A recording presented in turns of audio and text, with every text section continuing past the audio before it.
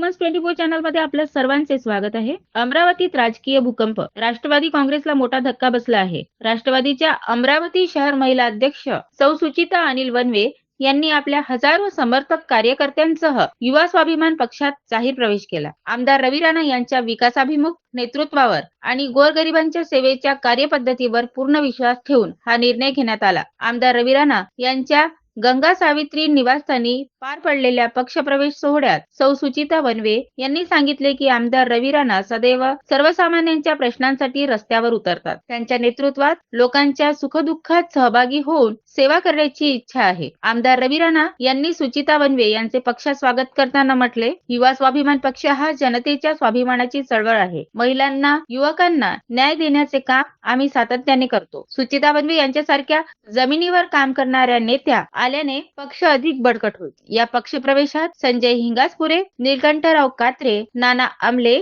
शैलेंद्र कस्तुरे यांच्यासह असंख्य कार्यकर्त्यांनी युवा स्वाभिमान मध्ये प्रवेश केला। या घडामोडीमुळे अमरावतीतील राजकीय समीकरणे बदलण्याची शक्यता निर्माण झाली आहे। युवा स्वाभिमान पक्ष आता अधिक जोमाने जनतेच्या प्रश्नांसाठी रस्त्यावर उतरणार।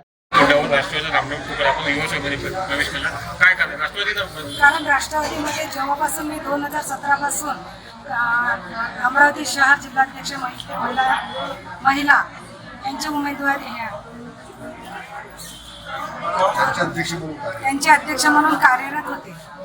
कारण मला राष्ट्रवादीमध्ये काही नेते, वरचे नेते त्यांच्याबाबत मी काही बोलू शकणार नाही, पण खालचे सांगते जे आमच्या खालच्या लेवलला होते इथले काही नेते, या लोकांचं मला म्हणणं काहीच पटलेलं नाही।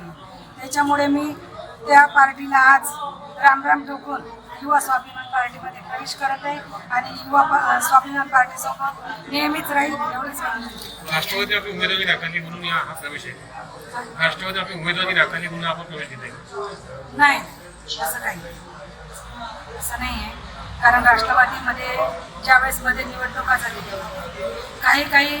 काही आज ते दोन्ही पार्टीचे आमदार आहेत। या लोकांनी माझ्यावर जेव्हा मी राष्ट्रवादी अमरावती शहर जिल्हाध्यक्ष यामध्ये होती त्यावेळेस अमरावतीचं जे काही कार्य होतं ते मला सांभाळायचं होतं। कोणाला उमेदवारी देणं हे ते मी माझ्या बडनेरामध्ये करत होते, कारण मलाही लढायचं होतं त्यावेळेस। नंतर आपलं निवडणूक बंदच झालं आणि त्यांनी येऊन बाकीच्या लोकांकडे गेले। आज ते काही उमेदवार नाही आहेत, त्यांच्याकडे जाऊन सांगितलं की तुम्हाला उभं राहायचं आहे। त्यांचे लोक त्यांनी पाठवले, तुम्हाला उमेदवार म्हणून उभं राहायचं आणि तुम्हाला हे देईल। कारण ते मी ज्या ठिकाणी पदाधिकारी असताना ते जर असे वागत असतील तर माझ्यासाठी ते योग्य नाही।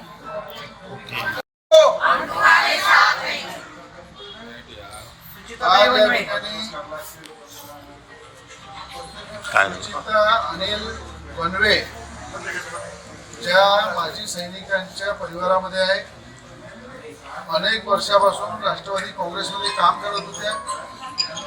राष्ट्रवादी काँग्रेसच्या शहर अध्यक्ष या पदावर सुद्धा ते आहे आणि आज त्यांनी युवासेना पार्टीचं काम बघून या ठिकाणी युवासेना पार्टीमध्ये सुचिताताई वनवे या प्रवेश करताय आणि त्यांचं युवासेना पार्टीमध्ये मनापासून आपलं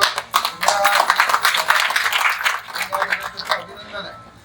तर याच्यासोबत मोठ्या प्रमाणात असंख्य कार्यकर्ते सुद्धा सुचिताताई वनवे यांच्यासोबत युवासेना पार्टीमध्ये प्रवेश केलेला आहे आणि त्यांना पुढच्या वाटचालीसाठी मनापासून शुभेच्छा आहेत।